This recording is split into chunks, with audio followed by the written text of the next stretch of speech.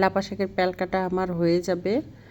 তো এই দেখুন হয়ে গিয়েছে। এখন আমি ডাল ঘুটনি দিয়ে একটু নেড়ে নেব, তাহলে খেতে খুব ভালো লাগে। আর লাপা শাকের সাথে আমাদের উত্তরবঙ্গে অনেকে আলু ভর্তা, তেঁতুল ভর্তা, শুটকি ভর্তা এগুলো দিয়ে খায়। আমার রান্নাটা যদি ভালো লেগে থাকে তাহলে চ্যানেলটি সাবস্ক্রাইব করে পাশে থাকবেন। আসসালামু আলাইকুম। আজকে আমি রান্না করে দেখাবো লাফা শাকের প্যালকা। আমাদের উত্তরবঙ্গে এই লাফা শাকের প্যালকা খুবই জনপ্রিয়।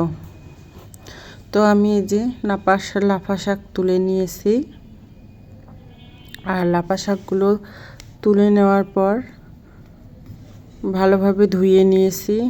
আর মাঝখানে একটু ফুলের ভিডিও করেছিলাম। তো এই দেখুন কত সুন্দর ফুল ফুটেছে, দেখতে খুব ভালো লাগছে।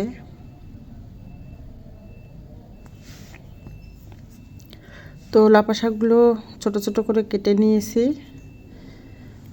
আর লাফা শাকের মধ্যে দেব আদা, কাঁচামরিচ আর রসুন বাটা। তো লাফা শাক বসিয়ে দিয়েছি আর দিয়ে দিলাম পরিমাণ মতো লবণ আর দিয়ে দিলাম পরিমাণ মতো খাবার সোডা।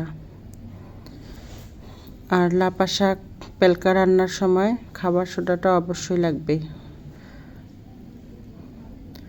তো আমি এখন ঢেকে দিলাম, ঢেকে দিয়ে জাল করব। তো আমি ঢাকনা তুলে নিলাম। তো এই দেখুন লাফা শাক আমি এবার নেড়ে দিচ্ছি। আর লাফা শাকে ফেনা উঠতেছে। তো সাইড দিয়ে ফেনাগুলোর কালো কালো ময়লার মতো ওগুলো আমি ফেলে দিব।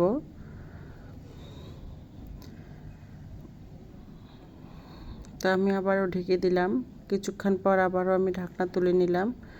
তো এই দেখুন লাফা শাক সিদ্ধ হয়ে এসেছে। এখন আমি আদা, রসুন, কাঁচামরিচ থেতো করে নিয়েছি, কারণ থেতো করে দিতে হয়। দিয়ে আমি ভালোভাবে নেড়ে নিচ্ছি। আর নামানোর আগে দিলেই কিন্তু ভালো হয়, সেজন্য আমি দিয়ে 10 মিনিট জাল করে নেব। তো 10 মিনিট জাল করে নেওয়ার পর লাফা শাকের প্যালকাটা আমার হয়ে যাবে।